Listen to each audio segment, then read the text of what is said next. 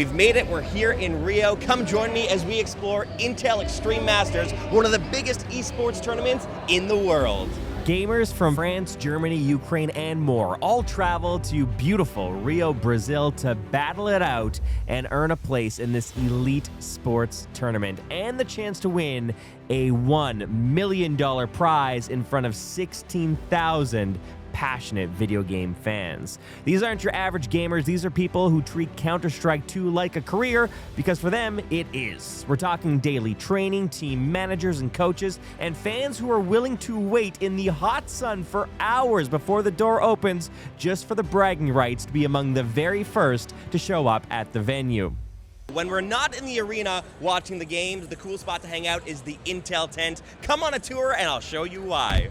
This entire space was crammed filled with games galore, and not just video games, as you can see, though admittedly there was plenty of that. Gamers had the chance to play some of the best AAA titles from some of the world's top publishers on some of the most powerful PCs that money could buy, all powered, of course, by Intel's latest processors like the Panther Lake chip, which is so amazing for gaming with that dedicated GPU right on the tile and chip, but enough geeking out in that department. Let's get back to the video games. There was different lounges and stations set up for different people's interests. I got to go hands-on with the new MSI Claw for a while, and for people who are PC gamers, it was absolute eye candy. For me specifically, I work in broadcasting for a living. I do a radio show and a TV segment, so I didn't think there'd be any pro tools there, but Intel surprised me by showing me some of the interesting ways that AI can actually be used in a good way to help people with their jobs. In that case, I was using an AI teleprompter that recognized my voice and rolled for me, all powered by powerful computers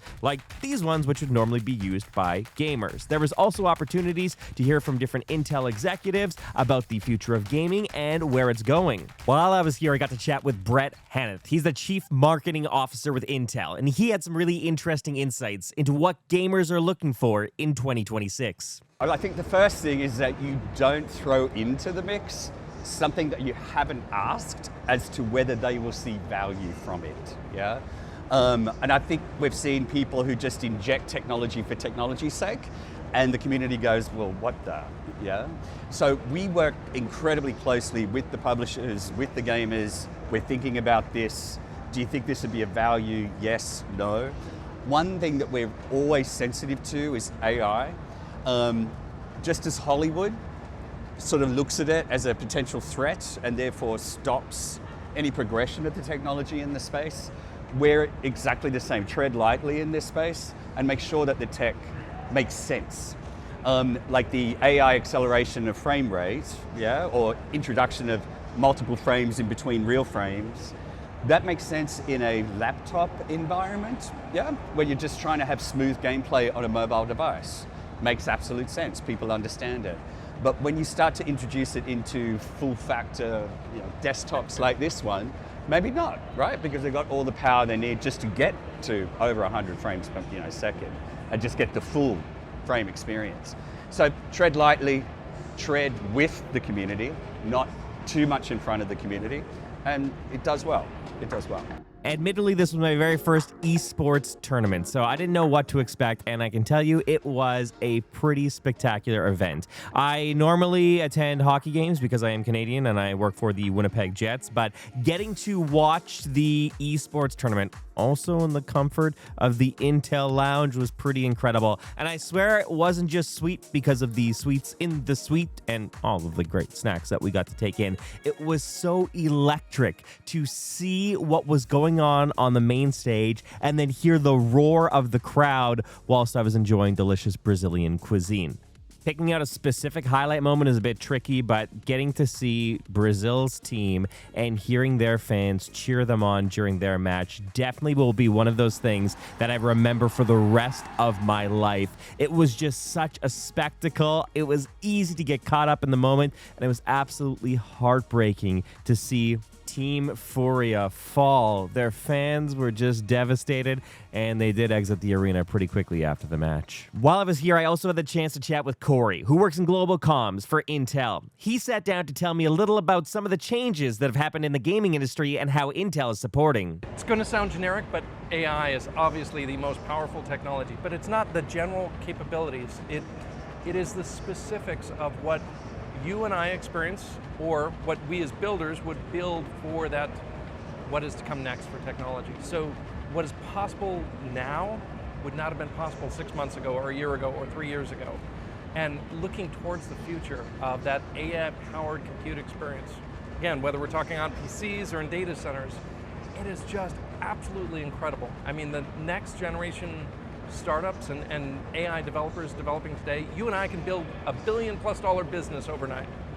And that is the power of what I truly believe is the next generation. Seeing competitors from around the world on a main stage playing video games in an arena reminds you that there's many different types of gamers. And if I can go back to my chat with Brett Hanneth before I wrap up this video, I wanted to leave you with his thoughts on the universal things that all gamers are looking for. It's interesting, it varies around the world, right? Okay. And I think one of them, obviously in Brazil, it's about affordability. We want all of these features, but can I afford it, please? And so a lot of the work with Wildcat Lake in particular, or Core Series 3, is to bring a lot of the premium features down into affordable designs for the casual gamer, yeah? So we spend a lot of time with our local partners, our local retailers. How do we support getting some, what could be called premium features, into affordable frames and chassis? I think from the extreme side, like what we see up there, it really is top-notch performance, no compromises. Just as they don't compromise when they're competing, they don't want to have a compromised device to compete on.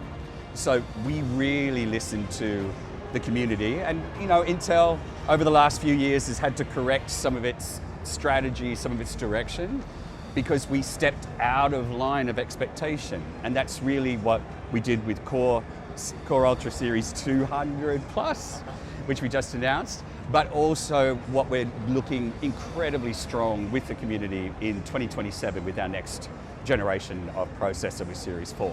So I can't wait for that one. From the arena stage to the Intel tent, so many amazing things to share with you from Intel Extreme Masters. Thanks so much for watching this video.